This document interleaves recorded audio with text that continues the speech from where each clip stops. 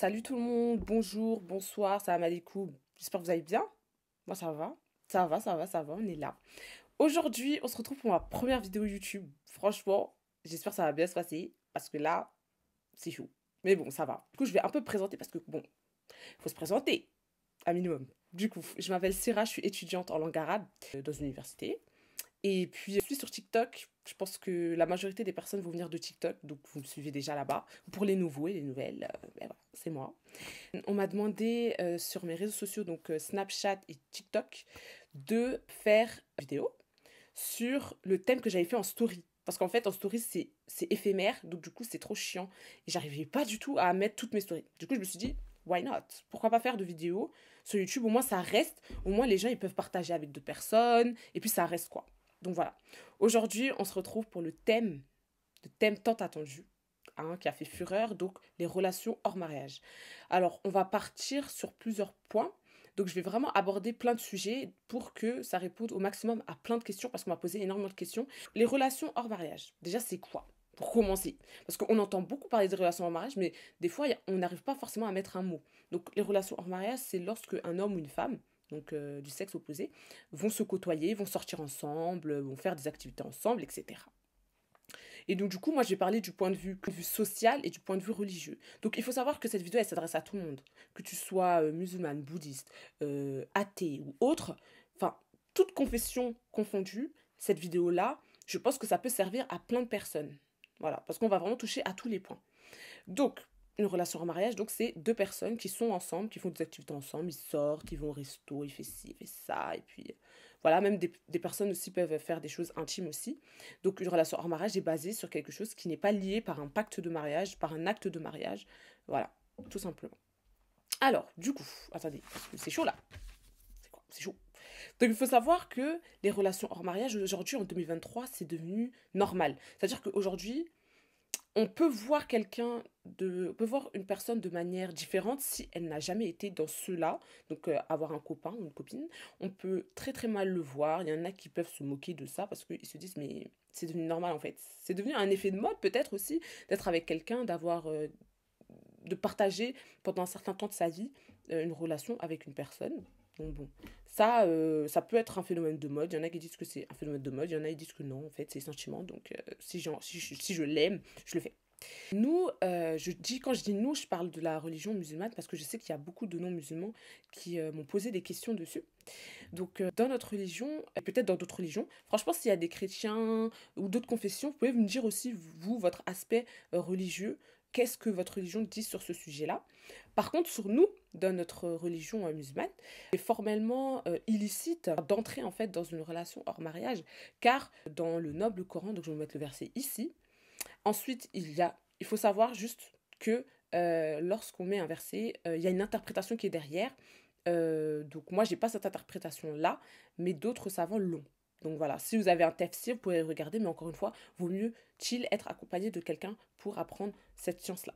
Donc, dans le Coran, il est mentionné que s'approcher de cette fornication-là est quelque chose qui ne mènera quelque chose qui n'est pas bon, quoi, en gros.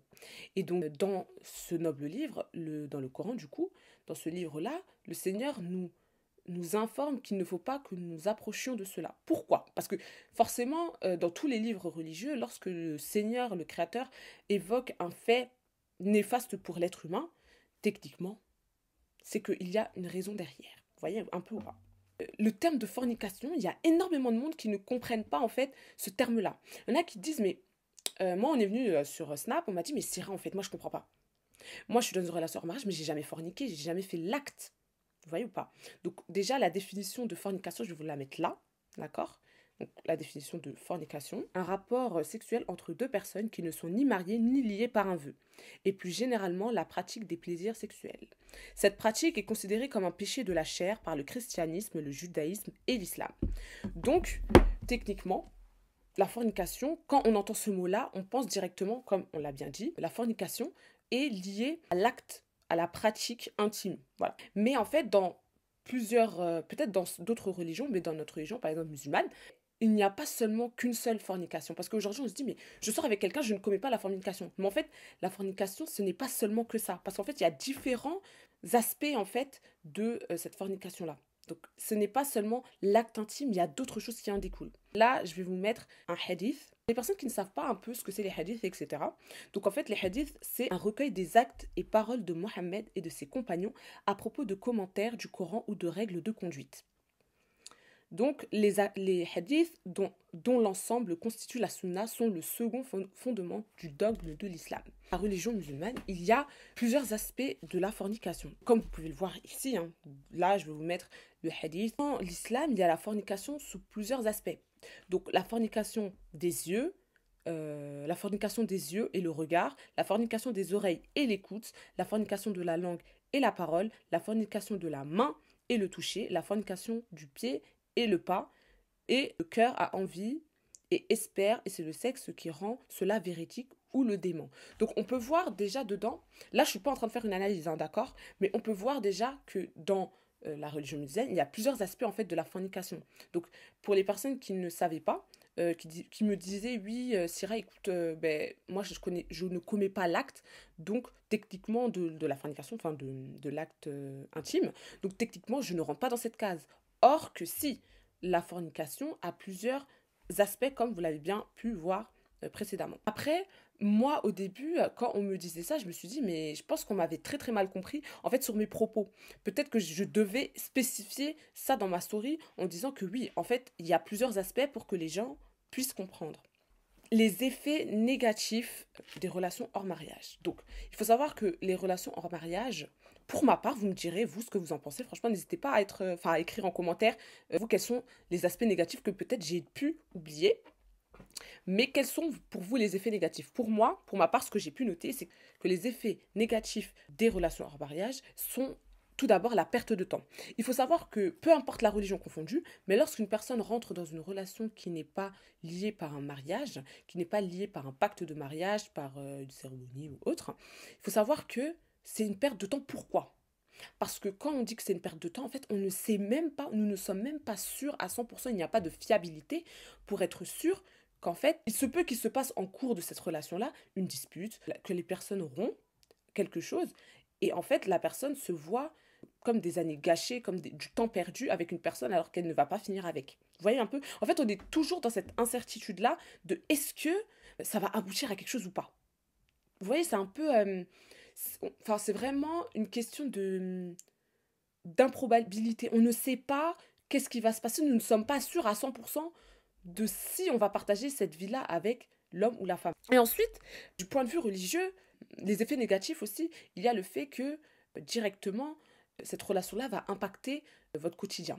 Quand je dis impacter votre quotidien, dans le sens, dans le mal, quoi. C'est-à-dire que lorsqu'il va se passer quelque chose ou lorsque la relation va se terminer, on voit de nombreuses personnes, hommes ou femmes, hein, tomber dans des dépressions, tomber dans des addictions, parce qu'en fait, cette relation-là, c'est terminé, n'a pas abouti. Donc, techniquement, le cœur peut être atteint par des méfaits concernant cette relation-là, car on peut tomber dans une relation toxique, on peut tomber dans quelque chose qui n'est pas à notre goût, nous pouvons tomber sur des contradictions qui font en sorte que demain, c'est terminé. On peut passer... Moi, je connaissais des personnes qui sont restées dans des relations hors mariage pendant 5 ans, 7 ans, et au bout de la 7e année, tout est tombé à l'eau. Donc, la personne, elle a perdu son temps avec quelqu'un avec qui elle sait très bien qu'elle ne va pas finir sa vie. Donc, c'est quand même déprimant.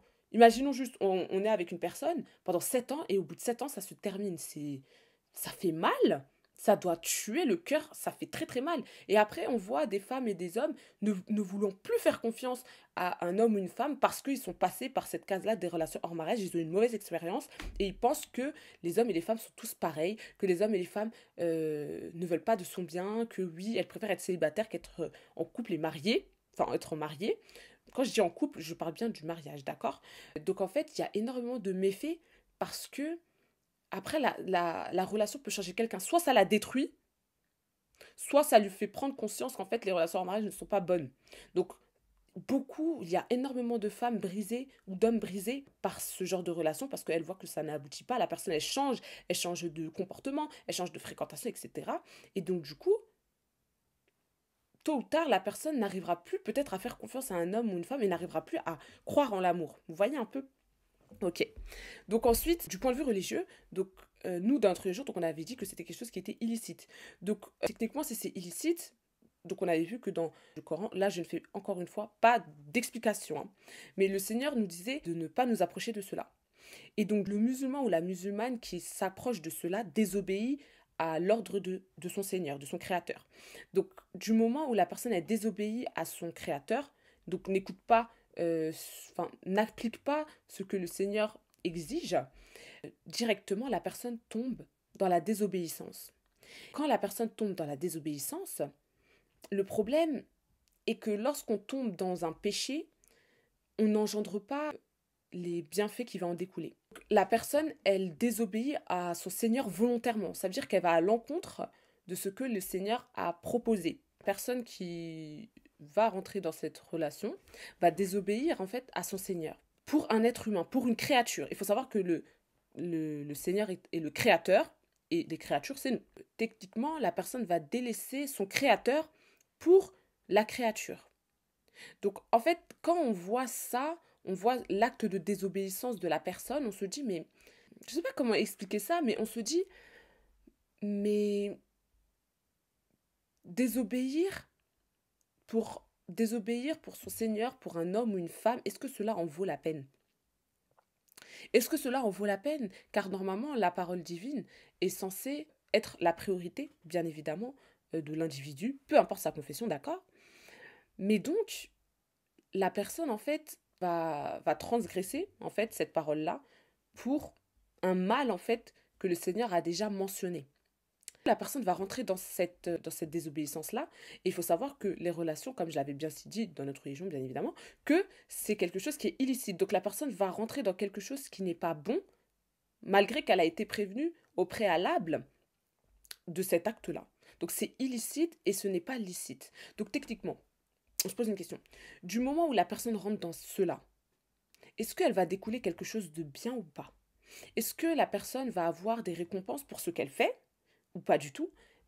Ou est-ce qu'elle va engendrer quelque chose? Donc, lorsqu'une personne, en fait, va commettre ce péché-là, parce que c'est considéré comme étant un péché, d'accord? Parce qu'elle fait preuve de désobéissance auprès de son Seigneur, en fait, la personne, en fait, va se prendre des péchés continuellement. En fait, il faut savoir que lorsqu'on fait un acte de désobéissance, on ne se prend pas de bonnes actions. Vous voyez, on ne se prend pas de bonnes actions, on ne se prend pas de belles récompenses en fait en faisant quelque chose qui est illicite de base. Donc en fait, la personne va se prendre des péchés continuellement. Comme je l'ai dit encore une fois, quand je parlais de fornication, on avait dit hein, que lorsqu'on parle de fornication, on parle techniquement de la fornication, donc l'acte en lui-même, donc les actes intimes, mais les fornications, comme on avait dit, des yeux, etc. Tout ce qu'on avait dit avant. Et donc, du coup, la personne qui rentre dedans se prend des péchés continuels. En fait, c'est continuellement, la personne va se prendre des péchés à chaque acte en fait qu'elle va faire avec cet homme ou cette femme. Elle va se prendre des péchés continuellement, ça ne cessera d'augmenter. Et chez nous, je ne sais pas si dans les religions qui sont chrétiennes, dans d'autres confessions, mais chez nous en tout cas, lorsqu'on fait un acte de désobéissance, plus on fait un péché, en fait, plus notre foi va baisser. Vous voyez, la foi, elle va baisser, l'estime qu'on aura auprès de notre Seigneur va baisser également, car on fait un acte de désobéissance malgré qu'on a été prévenu. Donc en fait, la personne va prendre des péchés. Moi, c'est comme ça que je traduis, après vous, je ne sais pas, mais la personne va prendre des péchés pour un être humain. C'est-à-dire que la personne va sacrifier sa foi, va sacrifier son estime de son temps pour une personne, alors que techniquement, ce n'est pas quelque chose de valable, quelque chose de bon, quelque chose d'approuvé par son Seigneur. Lorsqu'on est dans une relation comme ça, il n'y a pas de baraka, de bénédiction, il n'y a pas de bénédiction dans cette relation-là, car la personne, en fait, est déjà noyée de péché. Car une personne qui est dans cette relation-là, du point de vue religieux, est noyée dans ce péché-là qui est la fornication en elle-même. Donc, comment avoir une bénédiction? Comment être serein? Comment être sûr? Comment être bien dans une relation où il n'y a pas de bénédiction?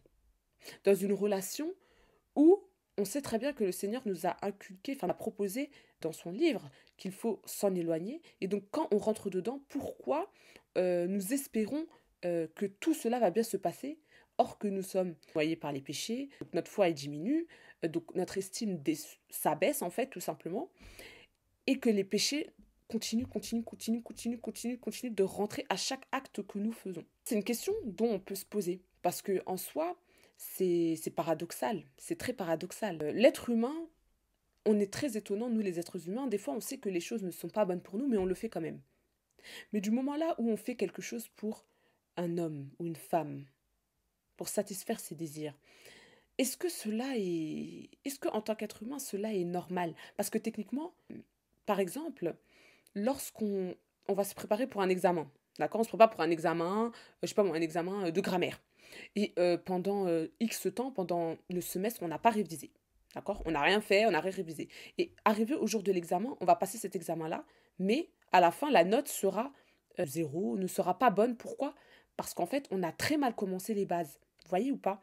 Et donc, du coup, ben, c'est sûr que le reste qui va en découler sera négatif car on a très très mal commencé, on n'a pas fait les efforts. Donc, on est toujours dans les relations négatives, hein, d'accord? Enfin, les effets négatifs. Pourquoi dans ces relations hors mariage, il n'y a pas de bénédiction, il n'y a pas de bienfait?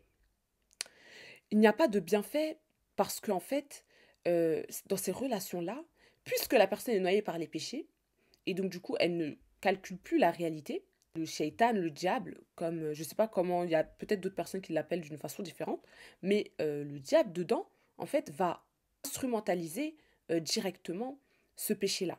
Mais bien sûr, encore une fois, on ne va pas toujours accuser le shaitan parce que des fois, c'est nous aussi, on fait les choses, vous voyez. Mais lorsqu'on rentre dedans, on va voir que le péché va être embelli.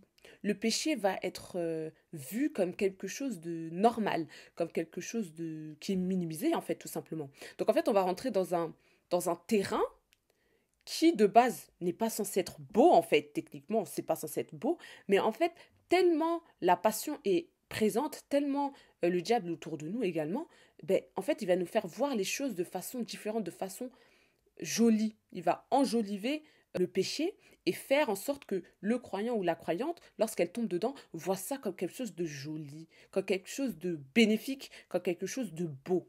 Vous voyez? Or que, de base, la personne désobéit à son Seigneur. Donc, du moment où on désobéit à son Seigneur, ce n'est pas quelque chose de joli, ce n'est pas quelque chose de beau. Je ne sais pas si vous voyez un peu. Donc, en fait, le diable et nous-mêmes aussi, on va être dans une illusion. C'est-à-dire, on va être dans une bulle, on va être dans un aspect où on va se dire, mais ça va, mais c'est trop bien en fait. On va être dans un aspect où on se dit, mais ça va. Genre, c'est cool, en fait, d'être dans cette relation-là, techniquement. Et donc, du coup, on ne verra même pas le mal. Genre, pour nous, ça va être normal d'être dedans, tellement on a été aveuglé, en fait, tout simplement euh, par cet embellissement-là dans laquelle on est. Donc cet embellissement-là, donc c'est un embellissement du péché, or que normalement le péché est censé être négatif, va être tout beau, tout rose. Vous voyez un peu? On va le prendre, mais d'une très bonne manière, or que de base on désobéit. Le rôle du shaitan, lorsqu'on est noyé dans ce péché-là, est de nous faire oublier en fait qu'on a désobéi de base à notre créateur. Le diable, lui, va vraiment aller étape par étape. Je sors avec lui, on va manger ensemble, on se retrouve dans le même lit, on va faire l'acte intime, au cinéma, on fait toutes sortes de choses qui est réservé à un couple marié de base, mais on le met dans les relations à mariage. Vous voyez un peu? Là, je vais parler d'un aspect, peut-être que certaines personnes ne me comprendront pas, mais pour moi, lorsqu'une personne, enfin écoutez bien, lorsque la personne va rentrer dans cette relation hors mariage, les sentiments-là ne seront pas réels. Ah oui, je m'explique. Pourquoi lorsqu'une personne est dans une relation hors mariage, les sentiments ne sont pas réels? Pourquoi je dis qu'ils ne sont pas réels? Car lorsque la personne va rentrer dans ce vice, ce cercle vicieux-là, en fait, ce n'est pas l'amour qui parle, mais c'est la passion. Ce n'est pas la raison qui parle, mais c'est la passion. La passion. La passion, comme c'est bien noté, la passion est une très forte émotion tournée vers une personne, un concept ou un objet produisant un déséquilibre psychologique. Alors, là, je suis pas en train de dire que les personnes qui sont dans ça, elles sont folles, hein. Non, pas du tout. Lorsque la personne va rentrer dans cela, ce n'est pas en fait, c'est pas un vrai amour. Pourquoi? Parce que, en fait, ça va naître de la passion. Et on sait tous que la passion, lorsqu'on utilise beaucoup, lorsqu'on emploie la passion, peut tourner à une dérision, peut tourner à quelque chose de négatif au final. Parce qu'en fait, la passion, comme on a dit, c'est une émotion qui est forte, c'est une émotion qu'on ne contrôle pas. Donc c'est une émotion qui, lorsqu'on va l'utiliser, on n'est pas forcément connecté à notre raison. Quand il y a la passion est le contraire de la raison. Donc techniquement, la raison, en fait, est oubliée. Vous voyez? Donc, c'est-à-dire que la personne va se concentrer sur sa passion, sur ses émotions, tout en oubliant la base qui est la raison. Vous voyez un peu? Et donc, du coup, du moment où la personne instrumentalise son amour par cette passion-là, elle ne pourra rien voir. Elle va être aveuglée. C'est pour ça que des fois, on dit que l'amour rend aveugle, parce que des fois, la passion prend le dessus. Et même si, lorsque des fois, une femme ou un homme subit quelque chose de sa bien-aimée ou de son bien-aimé, tellement la passion est forte, l'homme ou la femme ne va même pas se rendre compte. Et d'autres personnes peuvent s'en rendre compte, hein, mais sauf eux. Tout le monde s'en rend compte, sauf le ou la principale concernée par ce sujet-là. Je ne sais pas si vous avez déjà remarqué, lorsque des fois vous avez, je ne sais pas, hein, une amie ou autre, un ami, des fois on voit que, par exemple, le copain se conduit très très mal avec la femme, mais en fait, la fille est tellement aveuglée par cette passion-là, par cette forte émotion, que la femme ne va même pas s'en rendre compte. En fait, on a beau tout lui dire, mais elle ne va jamais s'en rendre compte parce que elle est trop absorbée en fait, et elle est trop aveuglée par les passions et en fait la raison est déconnectée de la passion. Donc du coup, pour la personne, c'est normal. Genre elle voit ça tout beau, tout rose et elle est aveuglée par la passion, elle ne voit pas et il faut savoir que le diable instrumentalise ça et se sert énormément de ça pour arriver à ses fins. Les sentiments qui sont nourris par la passion seulement ne sont pas des sentiments sincères parce que ça vient déséquilibrer la personne en fait techniquement parce qu'elle n'arrivera plus à se mettre dans la réalité. Donc techniquement, selon moi, d'accord, je suis pas psychologue ou autre, mais selon moi, du moment où il y a de la passion, les sentiments ne sont pas véritables car la personne est trop dans un engouement, elle est trop dans un mood en fait qui fait en sorte qu'elle ne peut même pas elle ne peut pas voir la réalité en face en fait, tout simplement. Donc du coup, pour moi, ce n'est pas un vrai amour. C'est un amour qui est totalement construit sur les passions et qui n'a pas le reflet de la raison.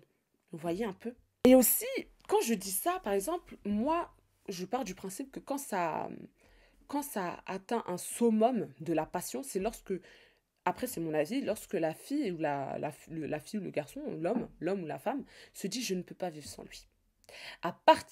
Pour moi, à partir de ce moment-là, lorsque la personne est dans une relation hors mariage et qu'elle se dit je ne peux plus vivre sans lui, c'est que là, le diable et la passion lui a joué un tour. Pourquoi? Parce qu'en fait, elle se dit mais que sans lui, elle n'est rien, ou sans elle, il n'est rien. Et techniquement, la personne est venue au monde sans cette personne-là. Donc techniquement, comment on peut dire que je ne peux pas vivre sans cette personne? Comment on peut arriver à ce summum en fait de réflexion parce que la passion a été trop intense et que l'embellissement a été trop forte pour faire comprendre à la personne que la raison doit être présente lors de cela. La personne, lorsque la personne se dit qu'elle ne peut pas vivre sans cette personne-là, en fait, elle est dans une bulle, elle est dans un monde. Elle est dans un monde à elle. Elle se voit avec, elle se projette avec, ou avec l'homme, hein, peu importe. Hein. Et elle ne voit pas le mal. Parce qu'en fait, elle est déjà rentrée dans quelque chose qui est illicite. Donc techniquement, le shaitan fait son taf et arrive en fait à faire oublier la raison. Oui, à faire oublier la raison. Même des fois, on voit des personnes qui se comportent d'une façon, mais on se dit, mais est-ce que la personne, elle réfléchit? Tu vois? Parce qu'en fait, la personne est trop dans l'irréel, est trop dans sa bulle, dans son monde, dans son cocon et n'arrive pas à voir le mal dedans. C'est très compliqué d'en sortir. Pour moi, techniquement, c'est pas du vrai amour, c'est pas de vrai sentiment parce qu'en fait, elle a commencé sur de mauvaises bases. Donc les personnes qui commencent sur une relation hors mariage ne commencent pas sur les bonnes bases. Pourquoi? Parce qu'elles ont commencé avec la désobéissance du Seigneur. Donc du coup, elles ont très très mal commencé. Le point de départ est erroné. Ça ne peut que mal se passer, quoi. Puisque la personne a commencé sur les mauvaises bases, donc la relation en mariage, et qu'elle a désobéi à son Seigneur et avec tous les méfaits qui en découlent, les bases ne sont pas assez solides pour que ça tienne. Les bases sont bancales et les sentiments sont erronés. En fait, c'est brouillé. Tout est mélangé, en fait. C'est mélangé, mélangé. Comme on dit, c'est mélangé, mélangé. C'est vraiment mélangé, mélangé, quoi. Elle est partie sur de mauvaises bases, la personne, en fait, on ne peut pas, puisque la personne est partie, enfin, a commencé sur de mauvaises bases, on ne peut pas espérer que la relation se passe à merveille. Mais oui, techniquement, si on commence sur un acte de désobéissance, on ne peut pas faire en sorte que cela se termine bien. Ça va forcément très très mal se terminer. Et généralement, c'est comme ça. On le voit. Lorsqu'une personne commence une relation hors mariage, Sur de très mauvaises bases, ça ne va pas marcher. C'est comme si on construit, je ne sais pas, une maison sans piliers. Si on ne construit pas de piliers, la maison va s'effondrer. Et c'est exactement de la même façon. C'est pour ça qu'il faut commencer étape par étape, de façon correcte, pour ne pas tomber dans la dérision, dans la passion, et pour ne pas tomber en fait dans le néfaste, quoi, tout simplement. Puisque l'amour n'est pas basé sur des principes licites, ça ne va que mal se passer. Et on le voit, hein, les dépressions, etc., comme je le disais précédemment, on le voit, on le voit, on le voit. Et donc, aujourd'hui, on va me dire, mais Syrah, c'est quoi le vrai amour? Pour moi, et vous me direz, vous, votre avis, pour moi, le vrai amour est basé sur l'amour pour son Seigneur. Quand je dis ça, c'est un amour qui est sincère. Vous voyez, moi, je ne dis pas qu'on n'a pas le droit de tomber love, amoureux d'une personne, non. Mais il faut que ça commence sur de bonnes bases, sur de bases licites, bien sûr. Et beaucoup de personnes se disent que, ouais, on est en 2023, on ne peut pas faire autrement. On est obligé de côtoyer la personne, de sortir avec la personne, de faire de la fornication pour se marier. Or que non. Le vrai amour est basé en fait sur l'amour du Seigneur, du Créateur. C'est ça qui va relier en fait les âmes. Les âmes vont se reconnaître en leur Seigneur, quoi. Quand l'amour est basé sur le Seigneur, c'est la raison qui est en premier lieu, et non les passions. Parce que quand on aime une âme, une personne, plutôt, on l'aime pour l'amour de Dieu. On l'aime pour son comportement. On l'aime pour sa personne. Mais pas pour les passions. Ouais, je l'aime parce qu'il est beau. Je l'aime parce qu'il parle bien. Je l'aime parce qu'il dit des paroles mielleuses. Je l'aime parce qu'il est riche. Je l'aime parce qu'il a l'argent, quoi. Tout simplement. Ce n'est pas ça le but. L'amour pour le Seigneur n'est pas basé sur les passions. Vous voyez ou pas? Elle est basée sur la raison. C'est-à-dire que lorsque la personne elle va aimer quelqu'un pour le Seigneur, elle va être lucide. Parce qu'une personne qui est dans une relation hors mariage n'est pas lucide. Pour moi, elle n'est pas lucide parce qu'elle ne sait pas ce qu'elle fait et elle ne sait pas dans l'erreur. Elle ne sait pas l'erreur qu'elle est en train de commettre. Vous voyez un peu? Or que la personne qui aime pour son Seigneur, elle va aimer pour son Seigneur. Donc c'est autre chose. Parce qu'elle va aimer par rapport aux caractéristiques de la personne qui est liée à sa propre religion. Peu importe la religion confondue, hein, d'accord? Mais elle va l'aimer pour cela. Pour sa personne, pour son âme, pour son être. Vous voyez, c'est vraiment sa personne et sa relation en fait avec son Seigneur. Et c'est là où découle le vrai amour licite. Une personne qui aime pour le Seigneur et une personne qui n'aime pas pour le Seigneur, ce n'est pas le même objectif, ce n'est pas le même but, ce n'est pas la même réalité. Vous voyez, c'est pas pareil. Quelqu'un qui aime pour les sentiments, en mode ouais, il est trop beau, tout ça, et quelqu'un qui aime pour le Seigneur parce que la personne est très bien niveau comportement et d'autres aspects qui peut en suivre. On m'avait posé la question, est-ce que le mariage basé sur les relations hors mariage peut être un mariage heureux? Alors, il faut savoir que du moment où on commence, après c'est mon avis, du moment où on commence par un mauvais départ, la fin sera catastrophique. Et on le voit, hein, on le voit. Mais après, il y a d'autres personnes qui se disent, mais ça peut très mal commencer, genre commencer par une relation en mariage et très bien se finir. Il faut savoir que lorsqu'on fait quelque chose qui n'est pas licite, il va avoir tôt ou tard, il va avoir des répercussions sur cela. Vous voyez un peu? Il va avoir des répercussions négatives sur le péché qui a été commis. S'il n'y a pas eu d'acte de repentance, hein, d'accord, là je parle de ça, hein, d'acte de repentance. Parce que, encore une fois, ça c'est encore un autre sujet, mais quand une personne se repent et respecte les conditions du repentir, là c'est autre chose. Donc voilà, du moment où on commence ça, on ne peut pas espérer que ça se passe bien. Ça serait abusé, comme une personne qui tue quelqu'un, qui fait un crime. Lorsqu'il fait un crime, il va pas genre au début il fait le crime, ok, il n'est pas attrapé, mais le jour il va être attrapé, ben il va payer pour le prix qu'il a fait en prison par exemple. Je ne sais pas si vous voyez. Donc c'est à peu près la même chose. On ne peut pas comparer, mais ça se rapproche un peu. Pour moi, les relations hors mariage est un cercle vicieux. Pourquoi? Car en fait la personne, comme on l'avait dit au tout début, désobéit à son Seigneur et oublie en fait son Seigneur parce qu'elle est trop absorbée par les passions. Et donc, la personne n'arrive plus à se dissocier de la réalité, n'arrive plus à voir la vérité, enfin le vrai du faux. Au tout début de la vidéo, je vous avais dit que les personnes se prennent des péchés continuellement. Je pars du principe qu'une personne, lorsqu'elle croit en son Seigneur, peut-être va comprendre ce que je vais dire plus tard. Serions-nous, je vais poser une question, serions-nous prêts à assumer devant le Seigneur des péchés que nous avons faits en sachant qu'on a été prévenu que c'est quelque chose d'illicite? Est-ce qu'aujourd'hui, parce qu'en soi, il faut savoir que la mort, on le sait tous, la mort est inévitable, d'accord? On va tous partir un jour ou l'autre. Est-ce qu'on se pose la question de, imagine si demain je meurs, est-ce qu'on sera capable d'assumer les péchés qu'on a engendrés et qu'on a commis avec une tierce personne parce que on a été trop absorbé par ces passions-là. Est-ce qu'on va être capable d'assumer devant notre Seigneur que oui, on a fait ça, on a fait cet acte-là parce qu'on aimait trop la personne. Je l'aimais trop, du coup, je ne pouvais pas m'empêcher de faire le péché. Est-ce qu'on sera capable d'assumer cela devant le Seigneur? Je pense que la majorité des personnes diront non, c'est impossible. C'est déjà, on fait quelque chose qui est illicite, donc comment je peux assumer ça devant le Seigneur? C'est pas possible. Déjà que même dans des gens qui rentrent dans ces relations n'assument même pas devant leurs parents, se cachent de leurs parents, donc se cacher du Seigneur, c'est encore plus pire. Ça fait mal en fait. Ça fait mal. Ça fait très très mal. Donc, est-ce qu'on est prêt, capable d'assumer ça devant le Seigneur? Je ne pense pas.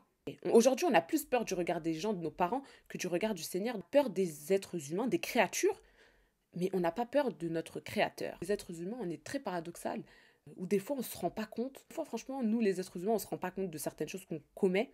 Et je pense que c'est lorsqu'on sera face à la réalité qu'on se dira, ah oui, quand même. Est-ce qu'on doit attendre que la mort nous attrape pour assumer ça devant le Seigneur en sachant qu'on ne va jamais assumer, techniquement? Est-ce que vaut mieux-t-il pas se préserver dans le licite?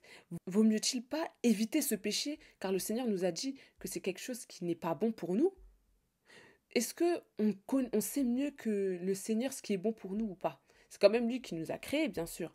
Donc le Seigneur sait très bien ce qu'il y a de bon pour nous ou pas. Le Seigneur n'interdit pas quelque chose ou ne blâme pas quelque chose s'il n'y a pas de raison. Il y a forcément une raison. Il y a des effets négatifs et on le sait tous et toutes qu'il y a des effets négatifs. Donc, est-ce que on doit prendre ce risque-là de prendre des péchés pour une personne qui n'en va pas la peine, qui n'en vaut pas la peine tout simplement? Parce que se prendre des péchés pour un homme ou pour une femme, c'est vraiment beaucoup. Prendre des péchés pour quelque chose qui est négatif, on sait que c'est négatif, se prendre des péchés pour un homme et une femme, est-ce que ça vaut le coup? Est-ce que ça vaut le coup qu'on fasse ça? Est-ce que, franchement, ça en vaut la peine? Est-ce que la personne, elle mérite? Est-ce que c'est mérité de prendre des péchés pour quelqu'un? De se prendre des péchés continuellement pour l'amour pour quelqu'un? Mais dans ce cas-là, cet amour-là, c'est quoi? Quel est l'amour vis-à-vis de cette personne-là à qui on préfère prendre des péchés que d'éviter d'en prendre pour le Seigneur? Préférions-nous prendre des péchés pour un être humain ou préférions-nous désobéir à notre Seigneur au détriment de notre passion? Encore un dernier point, comment dire? Il y a des personnes qui me disent, mais Syrah, comment on fait, en fait, techniquement, pour trouver la bonne personne? Il faut savoir que quand vous fréquentez les bons endroits, quand vous êtes dans un cadre licite, comment on fait pour faire les choses bien? Parce qu'on me demande, mais c'est difficile en 2023 de faire les choses bien, on est forcément obligé de connaître la personne. Je peux pas me marier avec la personne du premier jour. Je peux pas me marier avec une personne comme ça, quoi. Genre, je peux pas rencontrer une personne comme ça, parler quelques temps et après me marier avec. Non, on ne parle pas de ça. Quand on veut faire les choses dans un cadre, il y a un cadre à respecter et je vais vous expliquer ça en vite fait. Comment faire pour trouver une bonne personne? Il faut savoir qu'il y a un cadre.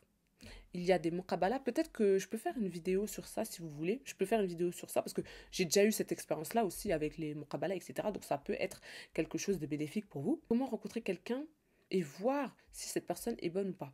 Donc si vous voulez une vidéo dessus, je peux la faire, ça me ferait plaisir. Comment éviter le péché là? Savoir aussi que une personne, moi je pars du principe, peut-être vous me direz le contraire, mais une personne qui connaît son Seigneur, qui connaît en fait les bases en fait des relations hors mariage et qui est consciente que ces relations hors mariage sont négatives, une personne qui sait ça et qui le fait, qui connaît les choses et qui le fait, a un problème, je pense, de foi, un problème de compréhension, un problème de compréhension de son Seigneur aussi, parce que du moment où on est conscient du fait que c'est néfaste et qu'on le fait quand même, c'est qu'il y a quand même une faiblesse dans la foi, et ça prouve aussi que la foi est basse en fait, tout simplement, parce que si on sait que quelque chose n'est pas bien, on va pas le faire. Si par exemple il y a du feu, on va pas jeter dans le feu parce qu'on sait que c'est quelque chose qui n'est pas bon. Vous voyez un peu.